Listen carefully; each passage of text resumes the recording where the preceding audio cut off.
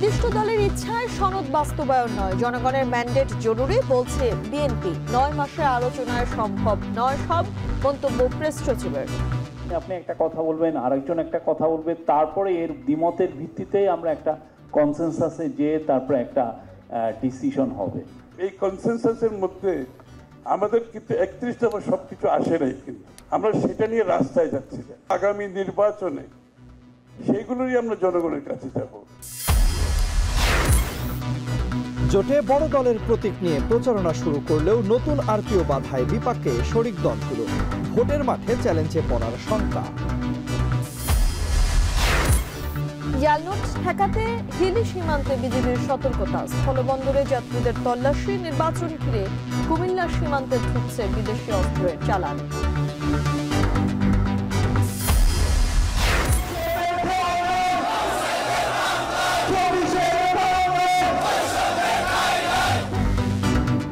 MPO ইবতেদাইয়ের পর এবার মাঠে সরকারি প্রাথমিকের শিক্ষকরা। 10ম গ্রেডে বেতন সহ 3 দাবিতে শহীদ মিনারে অবস্থান কর্মসূচি। এবং টিটিপাড়ায় রেলওয়ে আন্ডারপাস উদ্বোধন, দীর্ঘদিনের দুর্ভোগের অবসান। চালু হলো পাবনা নগরবাড়ি নদীবন্দর, ঢাকার সাথে দূরত্ব কমবে 80 কিলোমিটার।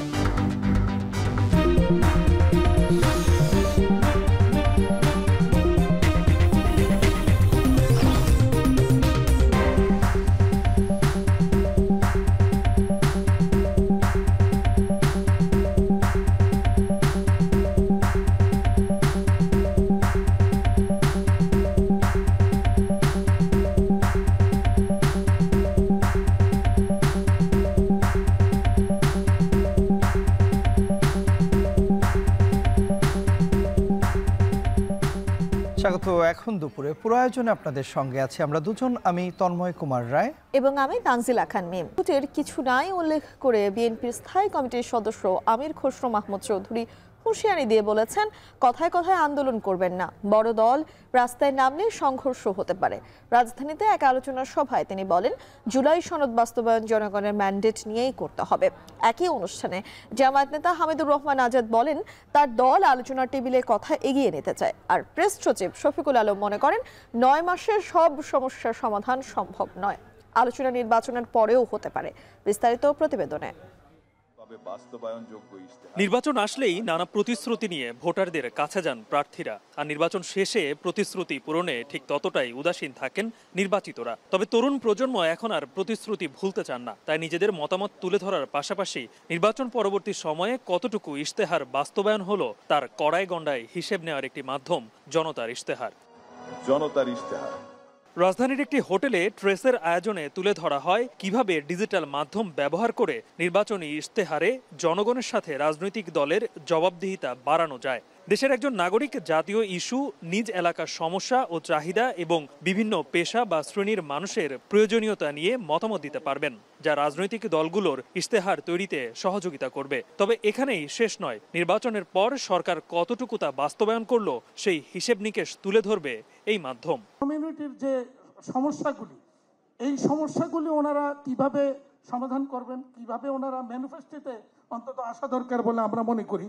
যেমন ধরেন, যে সমস্ত সংস্কার প্রস্তাবগুলি হয়েছে, এই সংস্কারগুলির ব্যাপারে শর্ট টার্ম, লং টার্ম এবং আলোচনায় অংশ নিয়ে রাজনৈতিক দলের প্রতিনিধিরা আগামী নির্বাচনে ইশতেহার প্রণয়নে প্রযুক্তির গুরুত্ব তুলে ধরেন। বলেন, বাস্তবসম্মত ইশতেহার করতে হবে। আকাশ কুসুম ভাবনা নিয়ে ইশতেহার দিলে সেটা কোনোদিন বাস্তবায়ন করা যাবে না। এটাকে যখন নতুন করে আপনি আনফোল্ড করেন, যখন আপনি এটাকে যখন আবার আপনি ডালাটা খুলে ফেলেন, তখন উদ্বেগ, উৎকণ্ঠার জায়গাটা তৈরি হয়। আপনি ইশতেহার নিয়ে আলোচনা করছেন। এখন আজকে হচ্ছে নভেম্বরের 8 তারিখে। এখন আমরা বুকে হাত দিয়ে বলতে পারছি না যে ফেব্রুয়ারির প্রথম অংশে নির্বাচন হবে, অথচ গুরুত্বপূর্ণ রাজনৈতিক দলগুলো এই পোডিয়ামে তা কিন্তু আছেন। কারণ আমরা এমন সমস্ত বিষয় হাজির করছি যেটা ইতিমধ্যেই দীর্ঘ আলাপ আলোচনা করে আমরা রিজলভ করে এসেছি। সীমাবদ্ধ না থেকে নতুন প্রজন্মের জন্য একটি ভবিষ্যতের ধার খুলে দিতে হবে, তারা তাদের এগিয়ে যেতে পারে। আমরা যদি ইতিহাসকে দায়বদ্ধ না হই, আমরা যেন আমাদের নতুন প্রজন্মের একটা সুন্দর বাংলাদেশ রেখে যেতে চায়। সেই ধরনের ইশতেহার হোক, শিক্ষার সংস্কার, কারাপশন, এন্টি কারাপশন, জিরো টলারেন্সের অঙ্গীকার সবাই করে, এটা জায়গায় যেন আমরা সবাই থাকতে পারি। আর শেষ কথা হচ্ছে, নির্বাচনটা সুষ্ঠু না হলে ইশতেহার কল্পনা বিলাস হবে, এগুলো করে লাভ নাই। ওই জায়গায় আমাদেরকে আগে ঠিক হইতে হবে। তো ইলেকশনের জন্য যদি আমরা রাজনৈতিক দলগুলি একসাথে গণমাধ্যমে এসে বলতে পারি হাতে হাত ধরে, আমরা কেন্দ্র দখল করব না, কালো টাকা দিয়ে ভোট কিনবো না, আমরা প্রশাসনের পক্ষ হইতে টলারেন্স করব না, আমরা মানুষের অধিকারের জন্য আন্দোলন করেছি, সেই অধিকার রক্ষার জন্য যেমন দুইজন দিয়েছে আমাদের তরুণরা, আমাদের জনগণ, আবার সেই জায়গায় প্রয়োজনে আমরা জীবন দিয়ে মোকাবেলা করব। আমরা সুষ্ঠু নির্বাচন, অবাধ নির্বাচনে গণতন্ত্র ফিরিয়ে আনবো, একটি ফ্রি ফায়ার ক্রেডিবল ইলেকশনের মধ্যে গণতন্ত্রের সরকার হস্তান্তর করবো ক্ষমতা। কনসেনসাস হয়েছে, এটা বাস্তবায়নের ক্ষেত্রে কনসেনসাস হতে হবে। কনসেনসাসের বাইরে যাওয়ার কোনো সুযোগ নাই। কনসেনসাসের বাইরে তখনই আপনি যেতে পারবেন যখন আপনি আপনার দাবিগুলো নিয়ে জনগণের কাছে যাবেন। এখানে কিন্তু এই কনসেনসাসের মধ্যে আমাদের কিন্তু 31 দফা সবকিছু আসে নাই, কিন্তু আমরা সেটা নিয়ে রাস্তায় যাচ্ছি না। আমরা সেটা নিয়ে কোনো ধরনের একটা নিজেদের মধ্যে একটা ডিভিশন করার চেষ্টা করছি না। আমরা সেটা নিয়ে জনগণের কাছে যাব। আমাদের যে বিষয়গুলো কনসেনসাসে আসে নাই, আমরা কিন্তু আগামী নির্বাচনে সেইগুলোরই আমরা জনগণের কাছে যাব, এবং যে যতটুকু ঐক্যমত হয়েছে এটা তো আমরা বাস্তবায়ন করবই, আর যেগুলো তো ঐক্যমত হয় নাই সেগুলো আমরা জনগণের কাছে নিয়ে যাব। জনগণ যদি আমাদেরকে ম্যান্ডেট দেয় সেটা আমরা বাস্তবায়ন করব। কিন্তু আমি এই মুহূর্তে ঢাকায় বসে কতগুলো রাজনৈতিক দল বসে আমরা বাংলাদেশের ভবিষ্যৎ নির্ধারণ করব, ভালো মন্দ নির্ধারণ করব, সেটা তো হতে পারে না। ইশতেহারকে আরও বেশি অর্থবহ কিভাবে করা যায় সেই আলোচনায় সামনে চলে আসে নির্বাচন আর জুলাই সনদ বাস্তবায়ন নিয়ে রাজনৈতিক দলগুলোর মতভেদের কথা। আর প্রধান উপদেষ্টার প্রেস সচিব বলেন, 9 মাসেই সব সমস্যার সমাধান সম্ভব নয়। রাজনৈতিক দলগুলোকে শেখ হাসিনা ও আওয়ামী লীগ নিয়ে স্পষ্ট সিদ্ধান্ত নেয়ার আহ্বান জানান তিনি। একই মতে হতো তাহলে তো দেশ বাকশাল হতো। এই জায়গাটা না, দ্বিমত তো থাকবেই। আপনি একটা কথা বলবেন, আরেকজন একটা কথা বলবে, তারপরে এর দ্বিমতের ভিত্তিতে আমরা একটা কনসেনসাসে যেয়ে তারপরে একটা ডিসিশন হবে। তো এখন যদি পলিটিক্যাল পার্টিগুলো ডিসিশন না নিতে পারে, সেক্ষেত্রে ইন্টারিম গভর্নমেন্টের উপর যেই অর্পিত দায়িত্ব, সেই দায়িত্ব অনুসারে তারা তাদের একটা ডিসিশন নিবে। ত্রয়োদশ জাতীয় নির্বাচনে তরুণ ভোটারদের পাশাপাশি বৃহৎ একটা অংশ আছে যারা প্রযুক্তি ব্যবহারে এখনো পারদর্শী না। তাই জনগণের ইশতেহারে মোট ভোটারের কত সংখ্যক মতামত দিতে পারবে সেই প্রশ্ন থেকেই যায়। গালিব ইবনে রিয়াজ, এখন, ঢাকা। বড় দলের প্রতীকে প্রচারণা শুরু করলেও নতুন আরপিও নিয়ে বিপাকে শরিক ছোট দলগুলো। কিন্তু জোটভুক্ত হলেও নিজ দলের প্রতীকে নির্বাচন করতে হবে। শরিক দলগুলো বলছেন, নিজ দলের প্রতীক নিয়ে নির্বাচন করলে ভোটের মাঠে অনেক চ্যালেঞ্জের মুখে পড়বেন তারা। তাই এমন সিদ্ধান্ত মানতে নারাজ তারা, যদিও নিজ দলের প্রতীক নিয়েই ভোটে নামার প্রস্তুতি নিচ্ছেন তারা। তানজিলা খান মিমের প্রতিবেদনে দেখুন বিস্তারিত। রাজধানীর আগারগাঁও এলাকায় বিশাল এক বিলবোর্ড ঝুলছে ঢাকা 13 আসনের সম্ভাব্য বিএনপি জোটের সংসদ সদস্য প্রার্থী ববি হাজ্জাজের। বিলবোর্ডে বলা হচ্ছে ধানের শীষে ভোট দিন, অথচ ববি হাজ্জাজ নির্বাচন কমিশনেরই নিবন্ধিত আরেকটি দলের চেয়ারম্যান, যার প্রতীক সিংহ।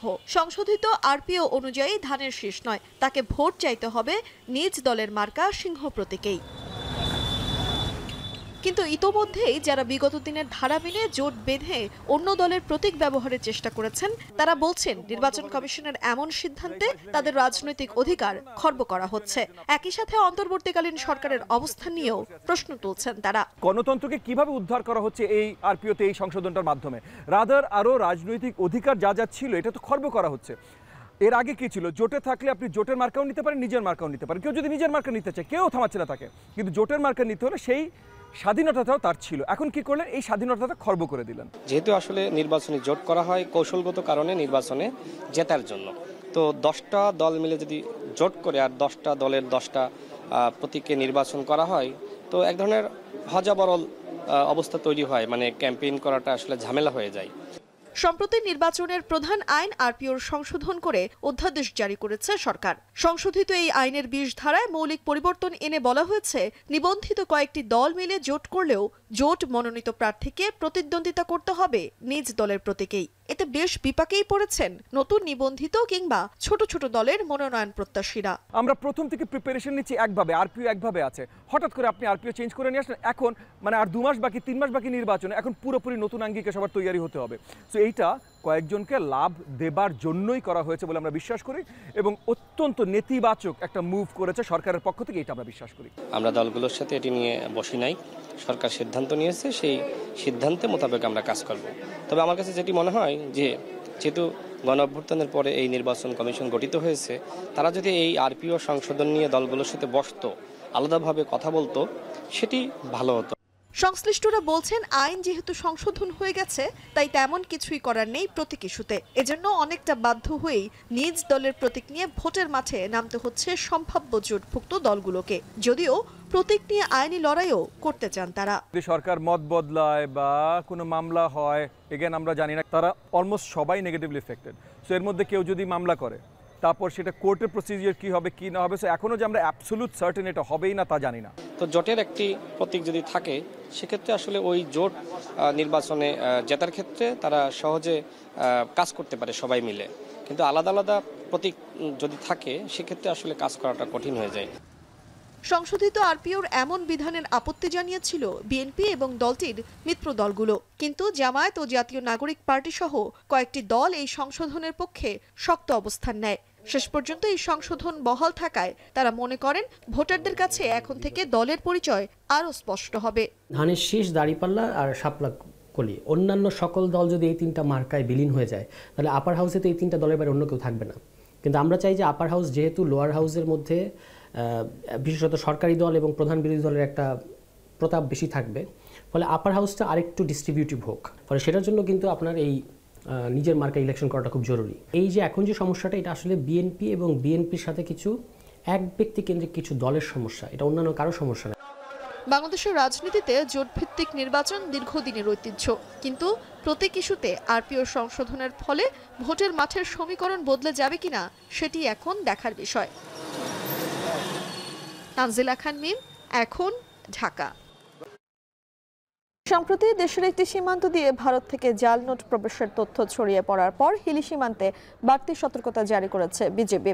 দুপুরে বাড়তি সতর্কতা জারির বিষয়টি নিশ্চিত করেছেন জয়পুরহাট 20 বিজিবি ব্যাটালিয়নের অধিনায়ক লেফটেন্যান্ট কর্নেল লতিফুর বারী। বলেন, সীমান্তের চেকপোস্টগুলোতে বাড়ানো হয়েছে বিজিবি সদস্য, সেই সাথে জোরদার করা হয়েছে টহল, গোয়েন্দা নজরদারিও বাড়ানো হয়েছে। এছাড়া হিলি ইমিগ্রেশন চেকপোস্ট দিয়ে যাতায়াত করা বৈধ পাসপোর্টধারী যাত্রীদের ব্যাগ তল্লাশি করা হচ্ছে, যাতে ভারত থেকে বাংলাদেশি কোনো টাকা তারা বহন করতে না পারে।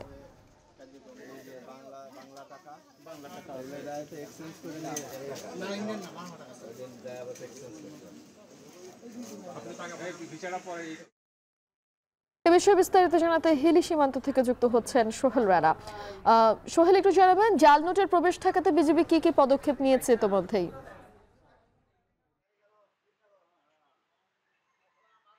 মিম, সম্প্রতি দেশের একটি সীমান্ত দিয়ে জাল নোটের প্রবেশের তথ্য ছড়িয়ে পড়বার পর সীমান্তগুলোতে বিজিবির যে তৎপরতা সেটি বেশ বেড়েছে আমরা লক্ষ্য করেছি, এবং আমরা যেটি দেখেছি আজ সকাল থেকে হিলি সীমান্তের বিভিন্ন চেকপোস্ট গুলো রয়েছে, সেই চেকপোস্ট গুলো বিজিবির যে সদস্য কর্মরত রয়েছেন তাদের সংখ্যা বাড়ানো হয়েছে, পাশাপাশি টহল জোরদার করা হয়েছে। এছাড়াও বিজিবির যে গোয়েন্দা নজরদারি সেটি কিন্তু বাড়ানো হয়েছে। আমরা সকালে দেখেছি সকাল 11টার দিকে 20 বিজিবি ব্যাটালিয়নের যে অধিনায়ক রয়েছে লেফটেন্যান্ট কর্নেল লতিফুর বারী, তিনি সহ একটি টিম কিন্তু হিলি সীমান্তের যে 0 পয়েন্ট রয়েছে সেটি পরিদর্শন করেছেন, এবং যেই সীমান্ত দিয়ে ভারত বাংলাদেশের মধ্যে বৈধ পাসপোর্ট যাত্রী যাতায়াত করে থাকেন তাদের সাথে কথা বলেছেন, এবং বিশেষ করে যেই সতর্কতা বার্তাটি তিনি দিয়েছেন যে আসলে ভারতে যারা বিশেষ করে গিয়েছেন চিকিৎসা বা অন্যান্য ক্ষেত্রে, তারা ফেরত আসবার সময় বাংলাদেশি যারা নাগরিক রয়েছেন তারা কোনোভাবে যেন বাংলাদেশি টাকা নিয়ে প্রবেশ না করেন সে বিষয়ে কঠোর সতর্কতা মূলক নির্দেশনা দেওয়া রয়েছে এই চেকপোস্টে, এবং পাশাপাশি সীমান্ত দিয়ে যাতে করে ভারত থেকে অবৈধভাবে কোনো ধরনের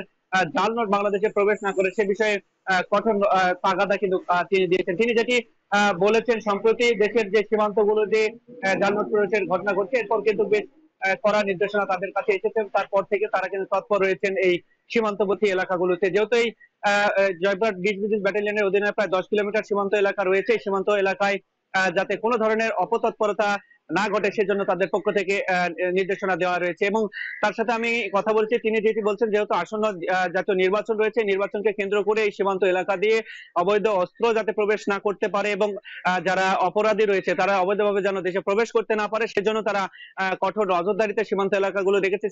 সিসিটিভি যে ক্যামেরার আওতায় রয়েছে সীমান্ত এলাকা, সেটি সার্বক্ষণিক তারা পর্যবেক্ষণ করছেন যাতে করে কোনোভাবেই এই সুযোগ নিয়ে এই অপরাধী কিংবা অবৈধ অস্ত্র এবং জাল নোট গুলো প্রবেশ না করে সেজন্য তারা তৎপর রয়েছে। তো মিম, এই ছিল আমার কাছে হিলি সীমান্ত থেকে বিজিবির তৎপরতা নিয়ে সর্বশেষ পরিস্থিতি।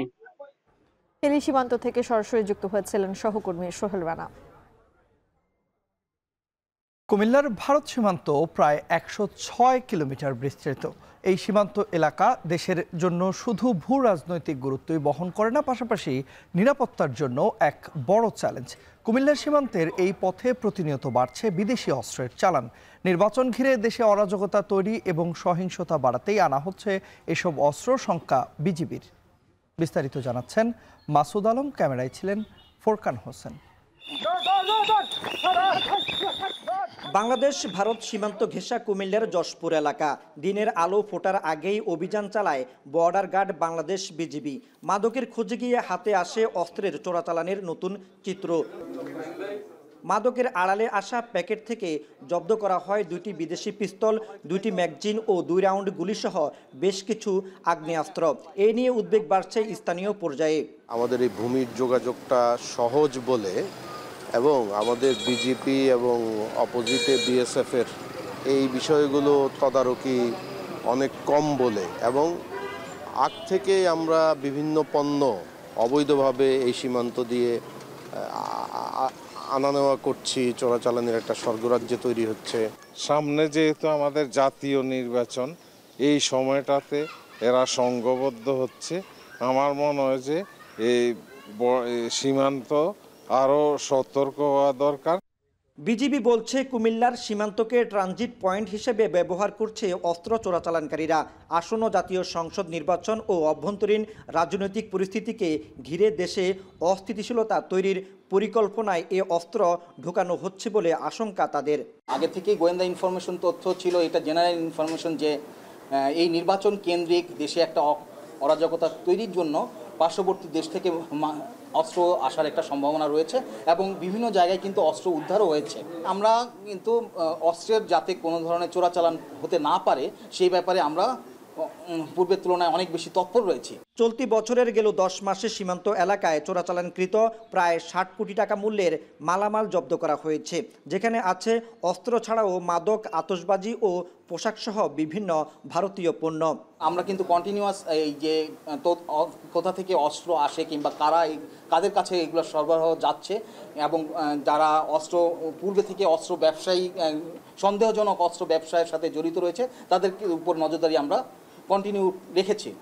তথ্য বলছে সীমান্ত পথে অস্ত্রের অবৈধ চোরাচালান ছাড়াও গেল 2 মাসে কুমিল্লায় বিভিন্ন ধরনের 12টি আগ্নেয়াস্ত্র জব্দ করেছে আইন শৃঙ্খলা বাহিনী।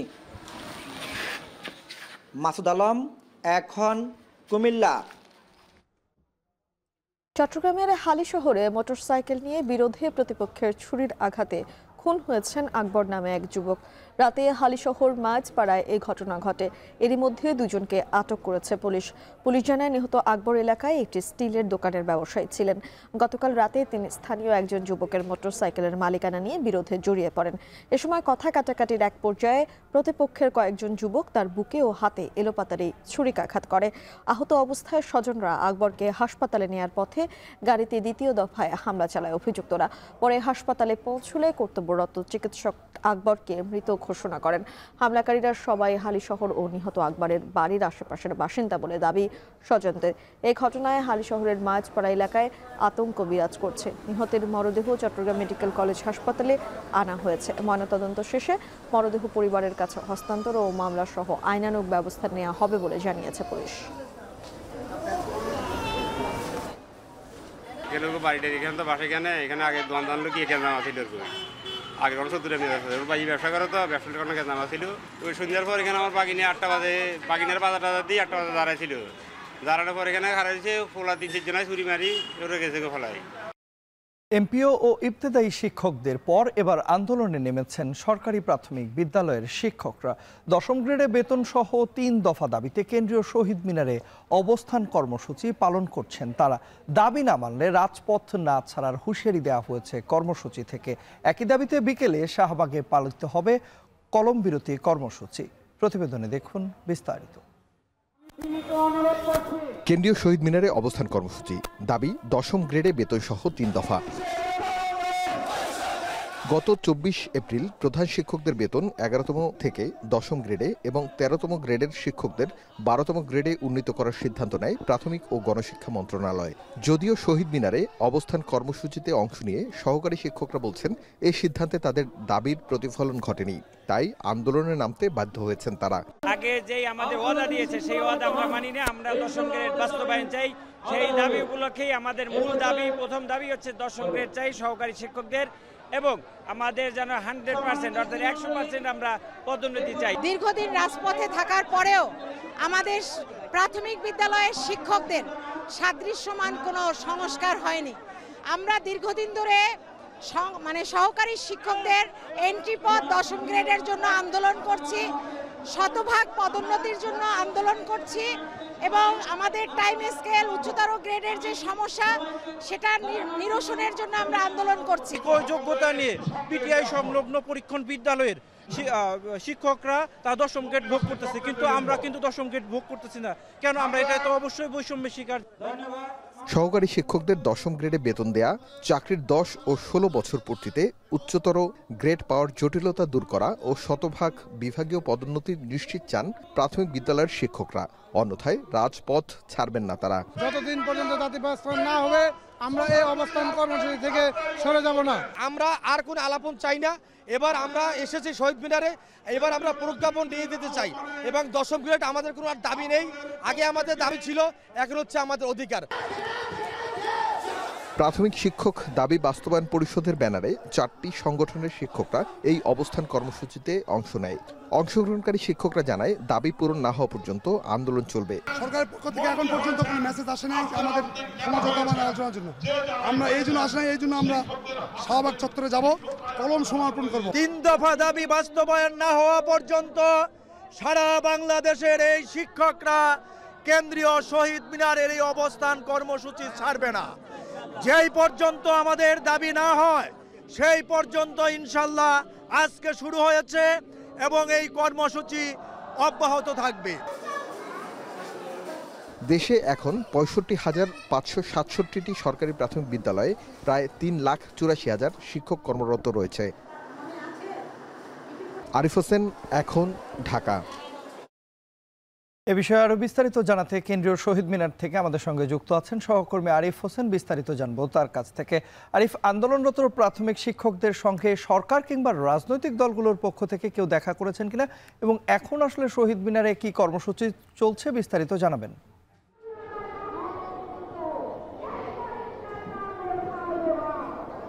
তন্ময়, আমরা দেখেছি বিভিন্ন রাজনৈতিক সংগঠন এবং দলের যারা নেতা রয়েছে তারা এসে শিক্ষকদের সাথে একাত্মতা জানিয়েছে।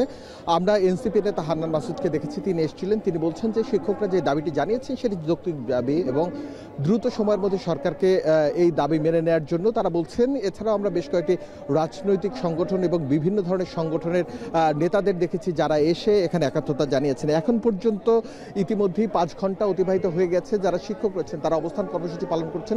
শহীদ মিনারে অনেকে পার্টি নিয়ে এসছেন, বসার মতো যেই ব্যবস্থা সেই ব্যবস্থা করে এখানে এসছেন। তারা এখানে অবস্থান কর্মসূচি পালন করবেন। তারা বলছেন যতক্ষণ পর্যন্ত তাদের 3 দফা যেই দাবি সেই দাবি পূরণ না হবে ততক্ষণ পর্যন্ত তারা এখান থেকে যাবেন না। এছাড়া সরকারের পক্ষ থেকে কেউ এসেছিল কিনা এমনটা আমরা জানতে চেয়েছি এখানকার যারা নেতা রয়েছেন তাদের কাছে। তারা বলছেন যে এখন পর্যন্ত সরকার পক্ষ থেকে তাদের দাবির পক্ষে কেউই আসেননি এবং কোনো ধরনের তাদের সাথে আলাপ আলোচনা পরবর্তীতে করেননি। তবে আমরা একটি বিষয় জানতে পেরেছি যে বিকেল 3 তিনটার পরে এখানে যারা রয়েছেন তাদের অনেকেই, অর্থাৎ একটি টিম গিয়ে শাহবাগে পেন ডাউন যে কর্মসূচি সেটি পালন করার জন্য তারা শাহবাগে যেতে চেয়েছিলেন। তবে পুলিশের পক্ষ থেকে এ বিষয়ে কথা বলেছেন যে তারা অনুমতি পাবেন কি না, অথবা তাদের অনুমতি দেওয়া হবে কি না, অর্থাৎ 20 জনের যে টিম শাহবাগে পেন ডাউন কর্মসূচির জন্য যাওয়ার কথা ছিল তারা যেতে পারবেন কিনা সে বিষয়ে এখন পর্যন্ত আইনশৃঙ্খলা রক্ষাকারী বাহিনীর পক্ষ থেকে কাউকে কোনো সিদ্ধান্ত দেওয়া হয়নি। তবে এখানে যারা রয়েছেন, যেই সব শিক্ষকরা রয়েছেন তারা বলছেন 10ম গ্রেডের যে মর্যাদা, সেই মর্যাদা তারা যতক্ষণ পর্যন্ত না পাবেন ততক্ষণ পর্যন্ত তারা এখান থেকে উঠবেন না, তারা লাগাতার কর্মসূচি পরিচালনা করে যাবেন। আমরা শিক্ষকদের সাথে কথা বলছিলাম, তারা বলছেন যে ড্রাইভার সমপর্যায়ের যেই চাকরি অথবা 12 গ্রেডের যেই সিদ্ধান্ত, সেই সিদ্ধান্ত তারা মানেন না। তারা অধিকাংশ অনার্স মাস্টার শেষ করেছেন, উচ্চশিক্ষায় ঢাকা বিশ্ববিদ্যালয় সহ বিভিন্ন জায়গার লোকজন কিন্তু সরকারি প্রাইমারি যে বিদ্যালয় রয়েছে সেই সরকারি প্রাইমারি বিদ্যালয়ে তারা কর্মরত রয়েছেন এবং জাতির মেরুদণ্ড গড়ার এটি কিন্তু প্রথম ধাপ এবং এই ধাপে এসে এদের সাথে, এইসব শিক্ষকদের সাথে বৈষম্য তারা মেনে নেবেন না। যতক্ষণ পর্যন্ত তাদের দাবি দাওয়া মেনে নেওয়া না হবে ততক্ষণ পর্যন্ত তাদের কর্মসূচি এবং অবস্থান কর্মসূচি চালিয়ে যাবেন। তন্ময়। সরকারি প্রাথমিক বিদ্যালয়ের শিক্ষকদের আন্দোলনের সবশেষ খবরাখবর জানাতে কেন্দ্রীয় শহীদ মিনার থেকে যুক্ত হয়েছিলেন সহকর্মী আরিফ হোসেন। গাজীপুরের টঙ্গীতে একটি তুলার গুদামে আগুনে পুড়ে গেছে বিপুল পরিমাণ মালামাল। দুপুর 2টার দিকে প্রায় 2 ঘন্টার চেষ্টায় আগুন নিয়ন্ত্রণে আনে ফায়ার সার্ভিসের 7টি ইউনিট। তবে এ ঘটনায় কেউ দগ্ধ বা হতাহত হয়নি। প্রত্যক্ষদর্শীরা জানিয়েছেন বেলা 11:30টার দিকে মিলগেট এলাকার একটি তুলার গুদামে হঠাৎ আগুন লাগে। মুহূর্তে কালো ধোঁয়া ছেয়ে যায় আশপাশের এলাকায়। গুদাম থেকে আগুন ছড়িয়ে পড়ে পাশের আরও 2টি ফোমের গুদামে। এতে স্থানীয়দের মধ্যে আতঙ্ক দেখা দেয়। খবর পেয়ে ফায়ার সার্ভিসের একাধিক ইউনিট ঘটনাস্থলে পৌঁছে আগুন নিয়ন্ত্রণের চেষ্টা করে। পরে বাড়ানো হয় আরও ইউনিট। এক পর্যায়ে দুপুর 2টার দিকে 7টি ইউনিটের চেষ্টায় আগুন নিয়ন্ত্রণে আনে ফায়ার সার্ভিস।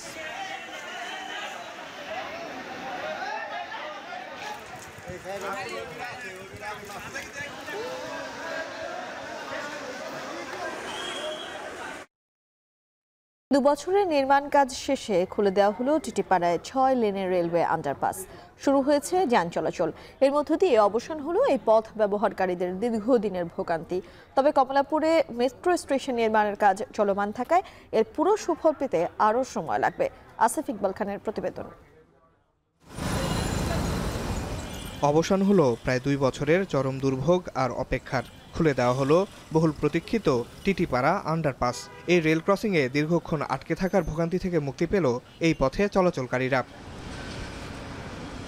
এক পাশে অতীশ দীপঙ্কর সড়ক আর আরেক পাশে কমলাপুর আউটার সার্কুলার রোড।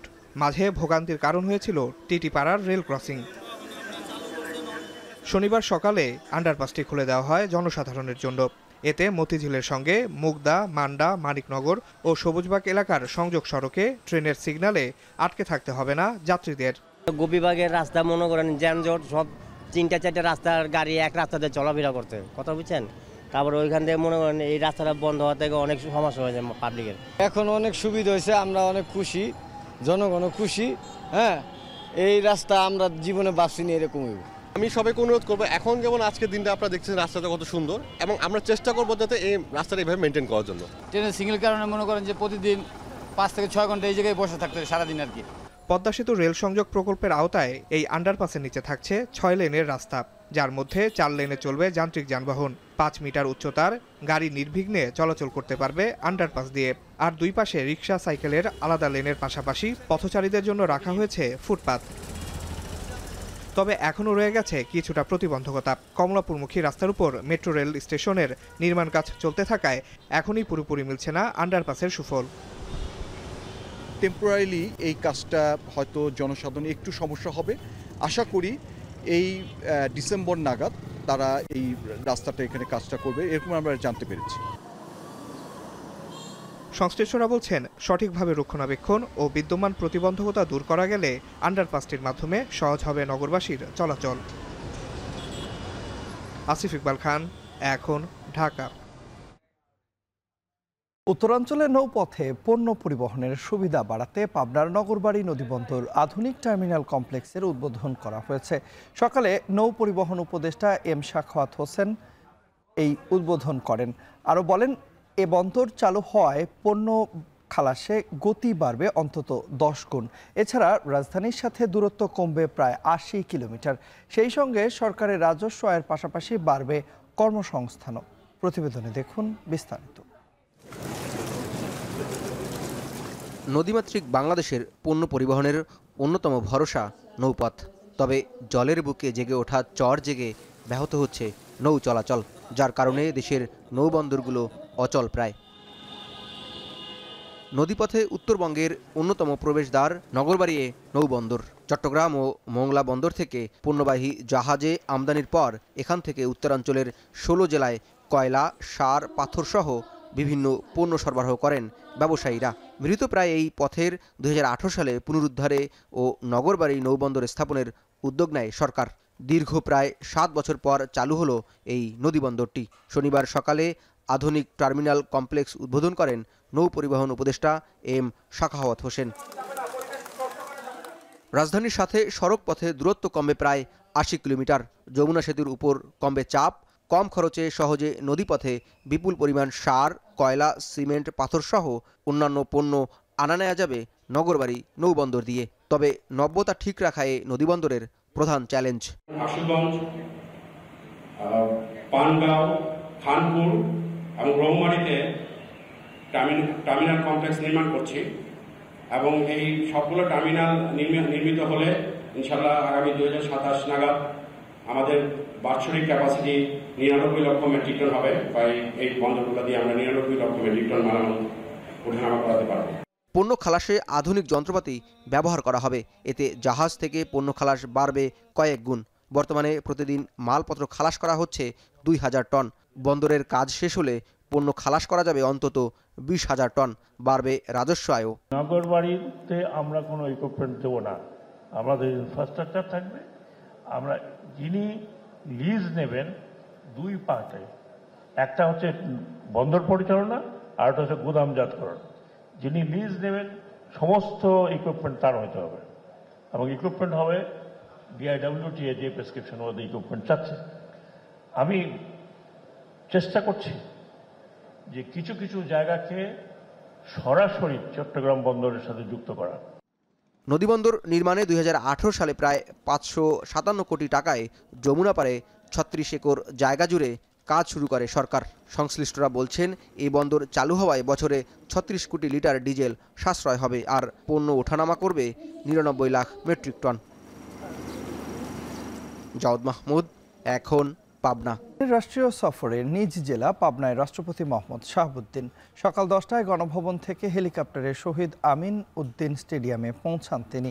সেখান থেকে জেলা সার্কিট হাউসে যান তিনি। এ সময় তাকে গার্ড অফ অনার দেয়া হয়। পরে আরিফপুর কবরস্থানে বাবা মার কবর জিয়ারত করেন রাষ্ট্রপতি। দেখা করেন পরিবারের আত্মীয় স্বজনদের সঙ্গে।